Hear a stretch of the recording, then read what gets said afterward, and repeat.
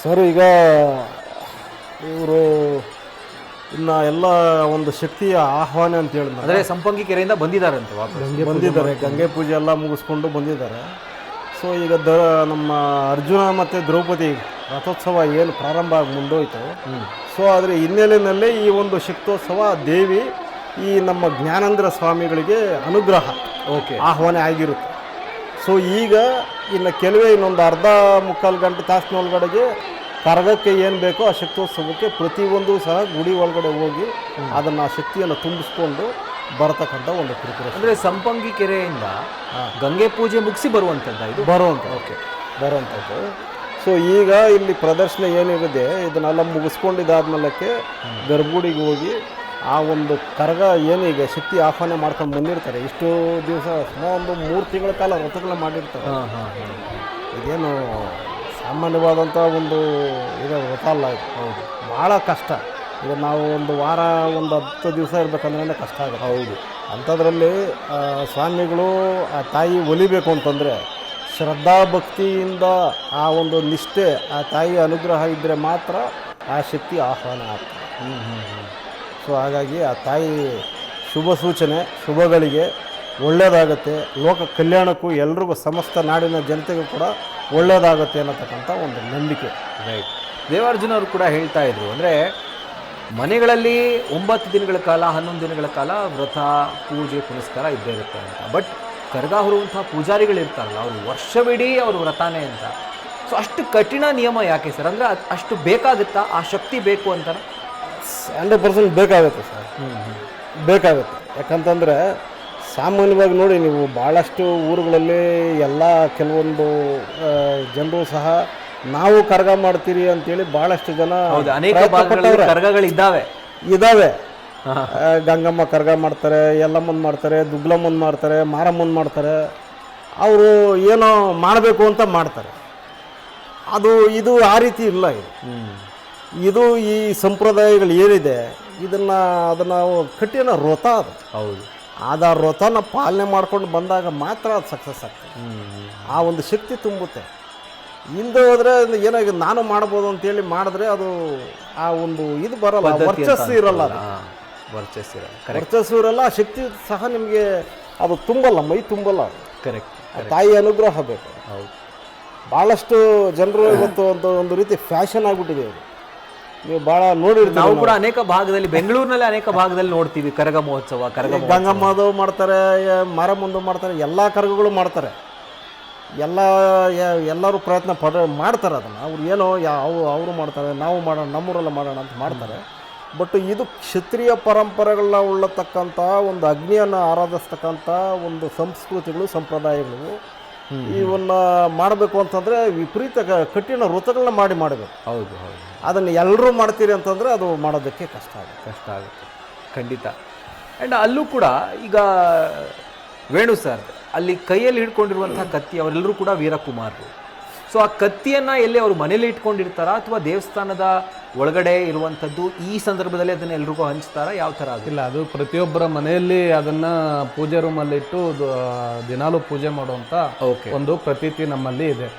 ಈಗಾಗಲೇ ನಾವು ದೇವರ್ಜುನ್ ಅವರು ಹೇಳ್ತಾ ಇದ್ರು, ನಮ್ಮದು ಒಂದು ಈ ವನ್ನಿಕುಲ ಕ್ಷತ್ರಿಯ ವಂಶಸ್ಥರಲ್ಲಿ ಒಂದು ಪದ್ಧತಿ ಇದೆ ಸರ್. ಈ ಪದ್ಧತಿ ಏನಂತ ಹೇಳಿದ್ರೆ, ಗೌಡರು, ಯಜಮಾನರು, ಕುಲಸ್ಥರು ಅಂತ ನಾವು ಏನು ಹೇಳ್ತೀವಿ, ಗಣಾಚಾರಿಗಳು, ಗಂಟೆ ಪೂಜಾರಿ, ಪೋತರಾಜು, ಹೌದು, ಇವೆಲ್ಲವೂ ಒಂದು. ಮತ್ತೆ ನಮ್ಮದು ಮುಖ್ಯವಾಗಿ ಕೋಲ್ಕಾರ್ ಅಂತ ಬರ್ತಾರೆ. ಇದು ನೋಡಿ, ನೀವು ಯಾವುದೇ ಸಮುದಾಯದಲ್ಲಿ ಈ ರೀತಿಯಾದಂತಹ ಒಂದೊಂದು ಸ್ಥಾನಕ್ಕೆ ಒಂದೊಂದು ರೀತಿಯಾದಂತಹ ಅದು ಉದ್ದೇಶಗಳನ್ನು ಇಟ್ಟು ಮಾಡಿದಂತಹ ಸಂಪ್ರದಾಯಗಳು. ಆ ವ್ಯಕ್ತಿ ಆ ಕೆಲಸವನ್ನು ಮಾಡುವಂಥದ್ದು, ಆ ಕುಲವನ್ನು ನಡೆಸುವಂಥದ್ದಕ್ಕೆ ಇವೆಲ್ಲರೂ ಸೇರಿ ಆ ಒಂದು ಕುಲವನ್ನು ನಡೆಸುವಂಥ ಕಾರ್ಯಗಳನ್ನು ಮಾಡ್ತಾರೆ. ಇದು ಬಹಳ ವಿಧಿ ವಿಧಾನಗಳನ್ನು ಬಹಳ ಕಟ್ಟುನಿಟ್ಟಾಗಿ ಯಾವುದೇ ಸಂಪ್ರದಾಯ ತೊಗೊಂಡ್ರು ನೀವು, ನಾಟ್ ಓನ್ಲಿ ಕರಗ ಮಹೋತ್ಸವ, ಇವನ್ನ ಮದುವೆ ಮಾಡಬೇಕಾದ್ರೂ ಸಾಕಷ್ಟು ಸಂಪ್ರದಾಯಗಳನ್ನ ಈ ಒಂದು ವಂಶಾವಳಿ ಅನುಸರಿಸ್ಕೊಂತ ಪಾಲನೆ ಮಾಡ್ತಾ ಬರ್ತಾ ಇದೆ. ಸೊ ಹಾಗಾಗಿ ಯಾರು ಕರ್ಗ ಮಾಡೋದು, ಯಾರು ಬೇಕಾದರೂ ಕರ್ಗ ಮಾಡ್ಬೋದು ಅನ್ನೋ ಇದರಲ್ಲಿ ಮಾಡ್ತಾರೆ.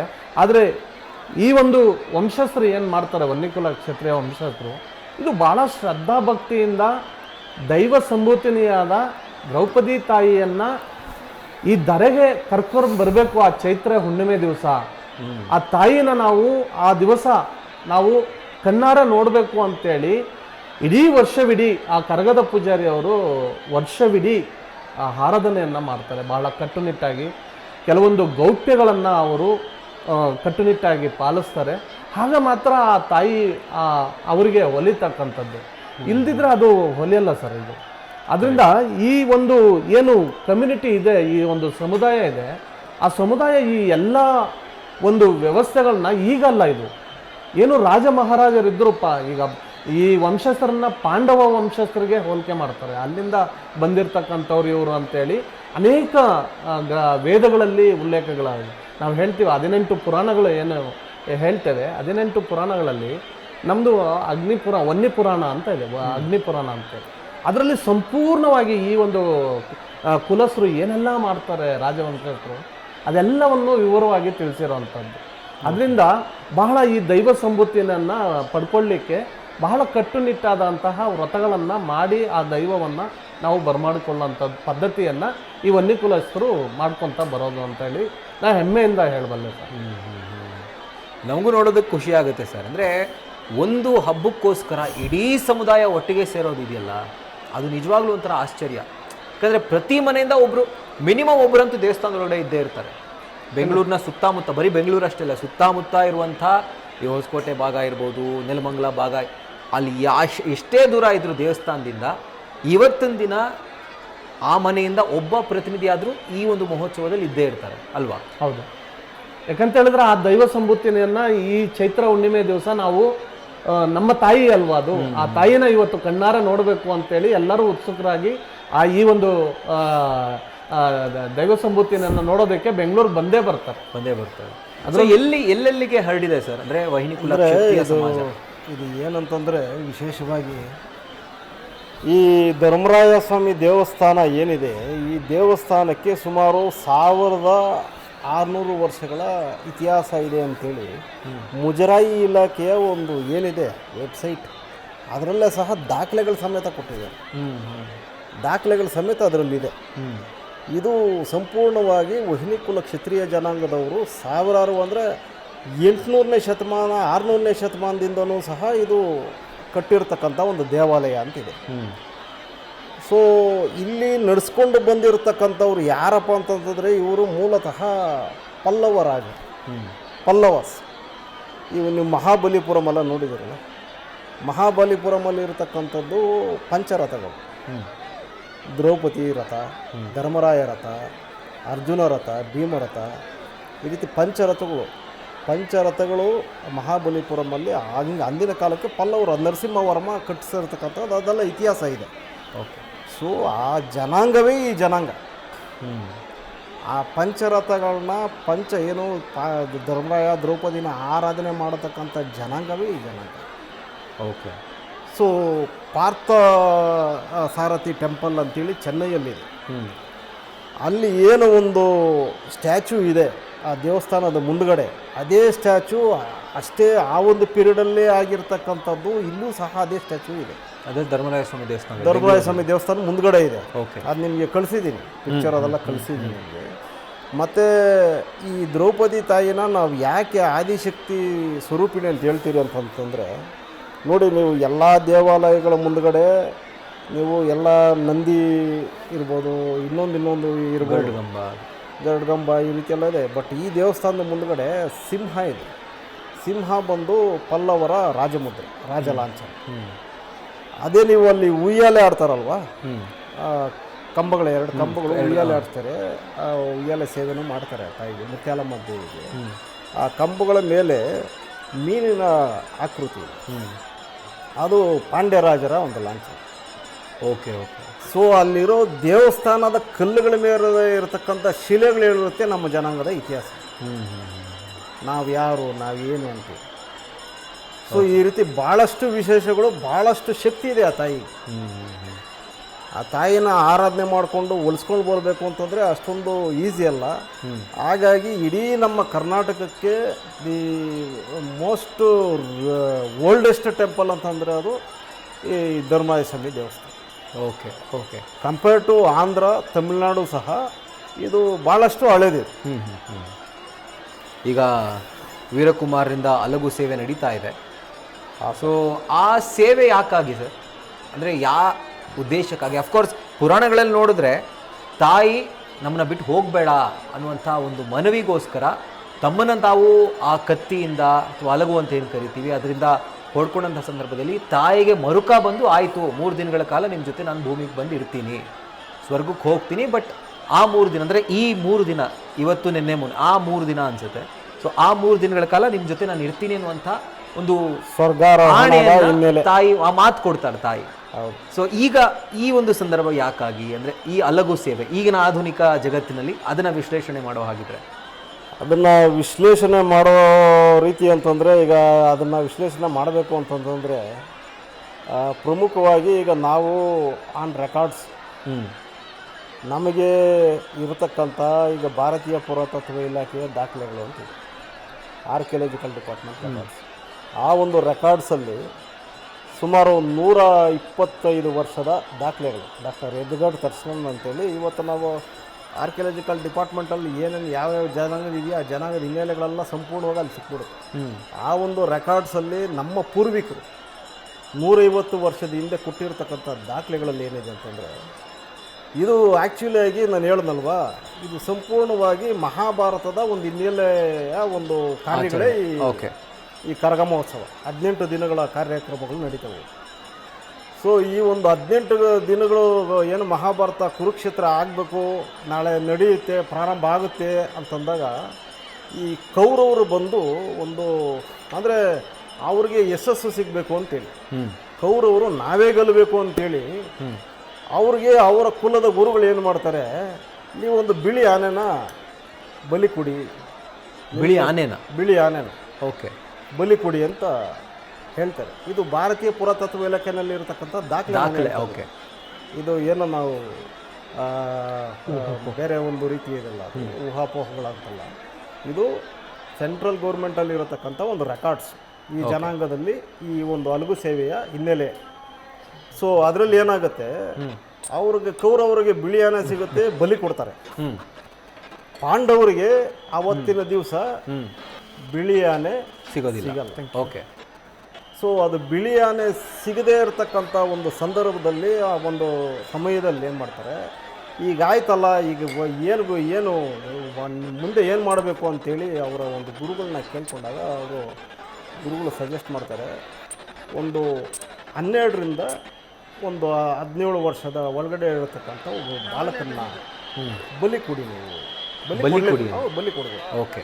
ಇದು ಕುರುಕ್ಷೇತ್ರ ನಡೆಯೋದಕ್ಕಿಂತ ಮುಂಚೆ ನಡೀತಕ್ಕಂಥದ್ದು.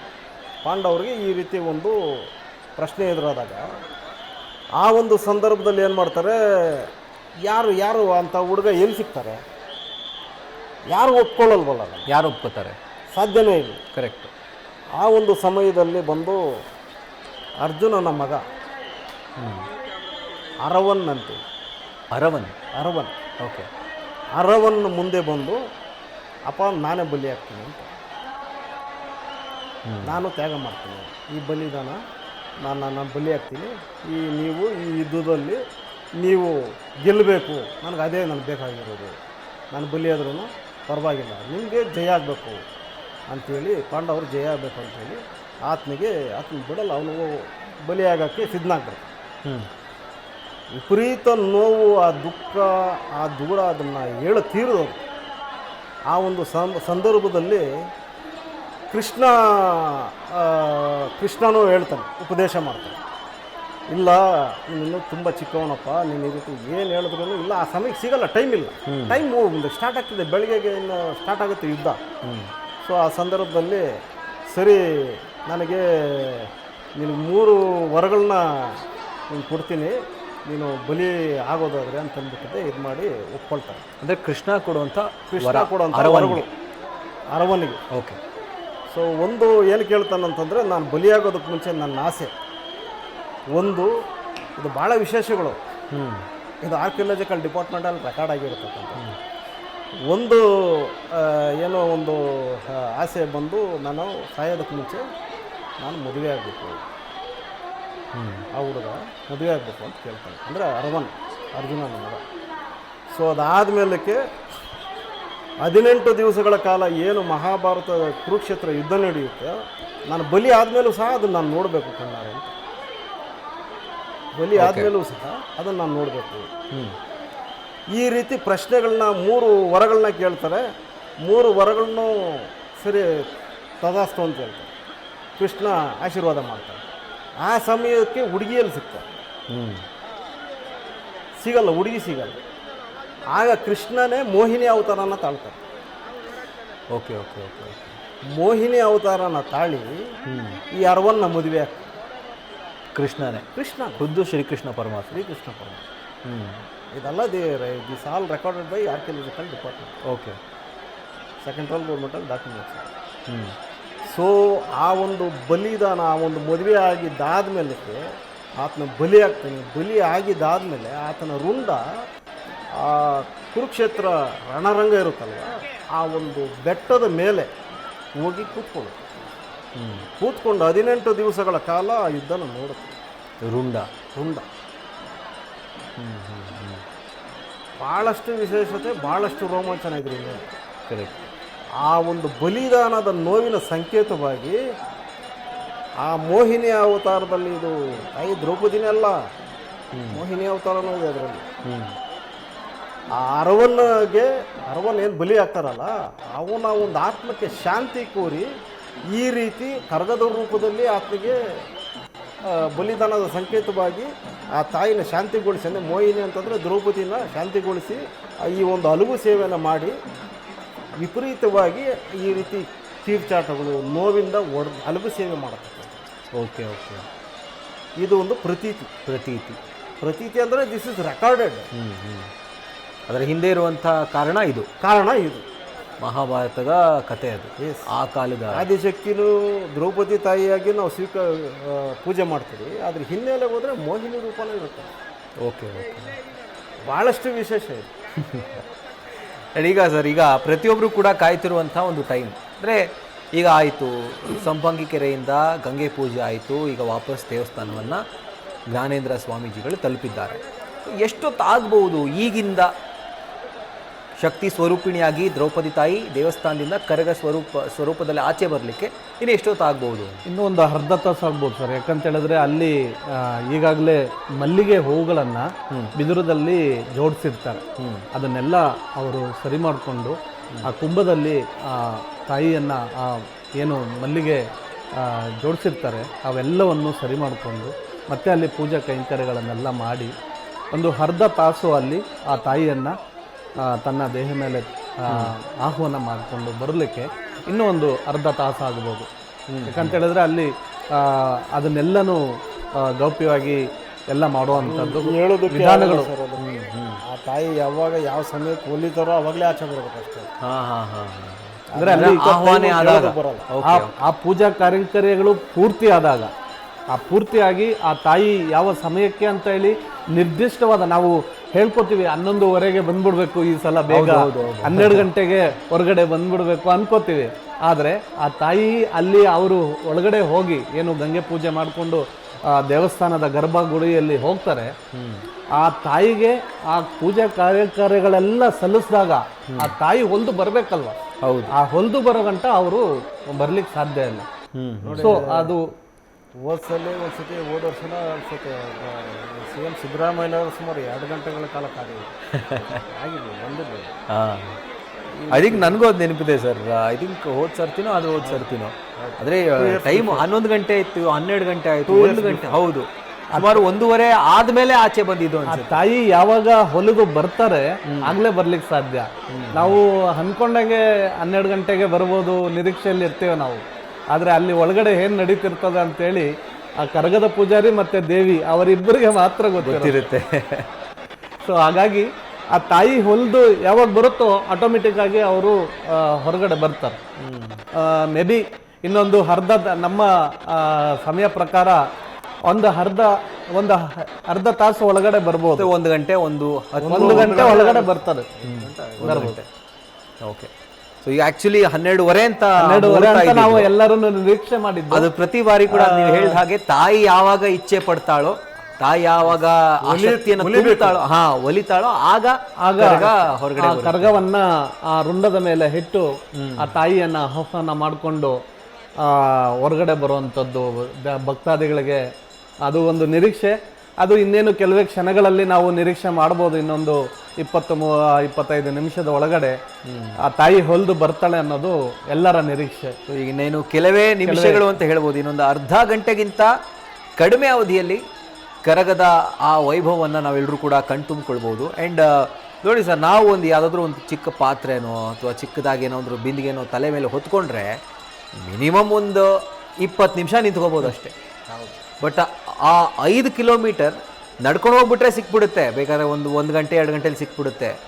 ಆ ಕರಗವನ್ನು ಹೊತ್ಕೊಂಡು ಅಷ್ಟು ಜನರ ಮಧ್ಯೆ ಆ ಒಂದು ಗತ ವೈಭವದಲ್ಲಿ ಸಾಗಬೇಕು ಅಂದರೆ, ಅದರ ಆ ಗಾಂಭೀರ್ಯದ ಹೆಜ್ಜೆಯನ್ನು ಇಡಬೇಕು ಅಂತಂದ್ರೆ ನಿಜವಾಗ್ಲೂ ಅದು ಒಬ್ಬ ಸಾಮಾನ್ಯ ಮನುಷ್ಯನ ಕೈಲಂತೂ ಆಗಲ್ಲ. ಅದನ್ನೇ ಆಗಲೇ ನಾವು ಹೇಳಿದ್ದು. ಆ ತಾಯಿನ ಹೊಲಿಸ್ಕೋಬೇಕಾದ್ರೆ ದಿನನಿತ್ಯ ಅವರು ಕಟ್ಟುಪಾಡುಗಳಲ್ಲಿ ಇರಬೇಕು. ಟೋಟಲ್ ಡಿಸ್ಟೆನ್ಸ್ ಎಷ್ಟಿರುತ್ತೆ ಸರ್? 22-25 ಕಿಲೋಮೀಟರ್ ಅವರು ಡಿಸ್ಟೆನ್ಸ್ ಡಿಸ್ಟೆನ್ಸ್ನ ಕವರ್ ಮಾಡಬೇಕು ಅಂತ 5 ಗಂಟೆ 6 ಗಂಟೆಯಲ್ಲಿ ಅಸಾಧ್ಯ. ಅಂದ್ರೆ ಒಬ್ಬ ನಾರ್ಮಲ್ ಮನುಷ್ಯನ ಕೈಲಂತೂ ಆಗಲ್ಲ. ಅದು ಶಕ್ತಿಯಿಂದಾನೇ ಸಾಧ್ಯ. ಅದಕ್ಕೆ ನಾವು ಕರೆಯೋದು ತಾಯಿ ಶಕ್ತಿ ದೇವತೆ ಅಂತ ಹೇಳಿ ಆರಾಧ್ಯ ಮಾಡೋದೇ, ಅವರನ್ನ ಕರೆಯೋದೇ ಶಕ್ತಿ ದೇವತೆ ಅಂತ ಹೇಳಿ. ರೈಟ್. ಅಂದ್ರೆ ವಹಿನಿ ಕುಲಕ್ಕೆ ಇದು ಒಂದು ರೀತಿಯಾದಂಥ ದೊಡ್ಡ ಹಬ್ಬ, ದೊಡ್ಡ ಆಚರಣೆ, ದೊಡ್ಡ ವ್ರತ ಥರ. ಬಟ್ ಬೇರೆ ಬಾಂಧವರಿಗೆ ಅಂದರೆ ಬೇರೆಯವ್ರು ನೋಡುವಂಥ ಸಂದರ್ಭದಲ್ಲಿ ಸೊ ಎಷ್ಟೊಂದು ಥರದ ಒಂದು ಡೌಟ್ಸ್ ಇರುತ್ತೆ, ಊಹಾಪೋಹಗಳಿರ್ತವೆ. ಸೊ ಇದು ಒಂದು ಸರ್ತಿ ಅದು ಧಾರಣೆ ಆಯಿತು ಅಂತಂದರೆ ಅದು ಕಟ್ಟಿಬಿಡ್ತಾರೆ, ಅಥವಾ ಅದೊಂದು ಗ್ರಿಪ್ಪಲ್ಲಿ ಕೂಡಿಸಿರ್ತಾರೆ. ಸೊ ಈ ಥರದೆಲ್ಲ ಒಂದು ಊಹಾಪೋಹಗಳಿರ್ತವೆ. ಸೊ ಏನು ಹೇಳೋಕ್ಕೆ ಇಷ್ಟಪಡ್ತೀರಾ ಸರ್ ಅದ್ರ ಬಗ್ಗೆ? ಇಲ್ಲ, ಇದು ಒಳ್ಳೆ ಪ್ರಶ್ನೆ ನೀವು ಕೇಳಿದ್ದು. ಅದನ್ನು ಕಟ್ಟಿಬಿಡ್ತಾರೆ, ಅದನ್ನೇನೋ ಡಿಸೈನ್ ಮಾಡಿ ಫಿಕ್ಸ್ ಮಾಡಿರ್ತಾರೆ.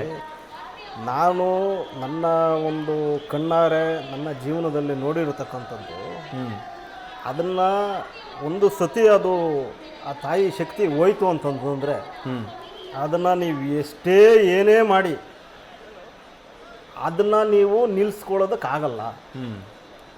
ನೀವು ಹೇಳಿದ್ರಲ್ಲ ಕಟ್ಟಿಬಿಡ್ತಾರೆ ಅಂತೇಳಿ, ಅದೇ ಕೆಲಸನೇ ನಾವು ಮಾಡಿದ್ದೀವಿ. ಕಟ್ಟಿದ್ರೂ ನಿಂತಿಲ್ಲ. ಕ್ಯಾಮ್ರಾಗಳೆಲ್ಲ ಆಫ್ ಮಾಡಿ ಆ ಒಂದು ಬೀದಿನಲ್ಲಿ ಸ್ವಲ್ಪ ಡಾರ್ಕ್ ಮಾಡಿ ಆ ಕರಗಾನ ಕಟ್ಟಿ ದಾರದಲ್ಲಿ ಕೈ ಕೊಟ್ಟರು ಸಹ ಆತನ ಕೈಯಲ್ಲಿ ಆಗಲಿಲ್ಲ. ಇದಕ್ಕೇನು ಹೇಳ್ತೀರ ನೀವು? ಭಕ್ತಿ ಕಟ್ಟಿಬಿಟ್ಟು ನಿಲ್ಲಿಸ್ಬಿಟ್ರೆ ನಿಂತ್ಕೋಬೇಕಾಗಿತ್ತಲ್ಲ. ಹೌದು ಆಗ್ತಲ್ಲ, ಬೀಳ್ತಾ ಇದ್ದಾನೆ ಆತ. ಕೊರಗ ಪೂಜಾರಿ ಬೀಳ್ತಾ ಇದ್ದಾರೆ ಸರ್. ಒಂದು ಹೆಜ್ಜೆನೂ ಮುಂದಿಡ್ಲಿಕ್ಕೆ ಸಾಧ್ಯನೇ ಇಲ್ಲ. ಒಂದು ಹೆಜ್ಜೆ ಏನನ್ನ ಬೆವ್ತು ಹೋಗಿದ್ದಾರೆ, ಏನನ್ನ ಮಾಡ್ತಾ ಇದಾರೆ, ಹೇಳಿದ ಕೈ ಕುಟ್ಟಿ ಹಿಡ್ಕೊಳ್ಳಿ ಅಂತ ಹೇಳ್ತಾ ಇದೀರಿ, ಆಗ್ತಲ್ಲ. ಕರ್ಗದ ಪೂಜಾರಿಗಳು ಏನಾದ್ರು ಆ ಶ್ರದ್ಧಾ ಭಕ್ತಿಯಿಂದ ಇಲ್ಲ ಅಂತ ಹೇಳಿದ್ರೆ, ಆ ತಾಯಿನ ಹೊಲಿಸ್ಕೊಳ್ಳಿಲ್ಲ ಅಂತ ಹೇಳಿದ್ರೆ ಸಾಧ್ಯನೇ ಇಲ್ಲ. ಒಂದು ಹೆಜ್ಜೆ ಮುಂದಿಡ್ಲಿಕ್ಕೆ ಸಾಧ್ಯ. ಈ ಮಾತೆಲ್ಲ ಕೇಳ್ತಾರೆ ರೋಮಾಂಚನ ಆಗುತ್ತೆ ಸರ್ ನಿಜವಾಗ್ಲೂ.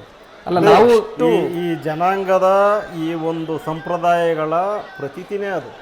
ರೋಮಾಂಚನ ಆಗತ್ತೆ, ನಿಮಗೆ ಖಂಡಿತ.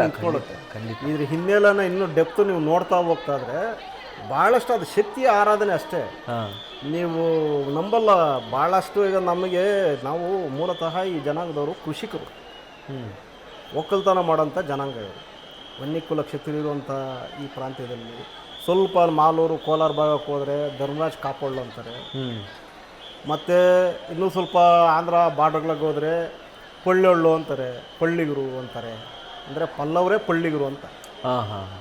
ಇನ್ನೂ ಸ್ವಲ್ಪ ರಾಯಲಸೀಮಾ ಆ ಕಡೆ ಆಂಧ್ರ ಭಾಗಗಳಿಗೆ ಹೋದರೆ ಹೊನ್ನೆರೆಡ್ಡಿ, ಪಳ್ಳಿ ರೆಡ್ಡಿ, ಈ ರೀತಿ ಜನಾಂಗಗಳಲ್ಲಿ ಗುರ್ಸ್ಕೊಂಡಿರ್ತಾರೆ.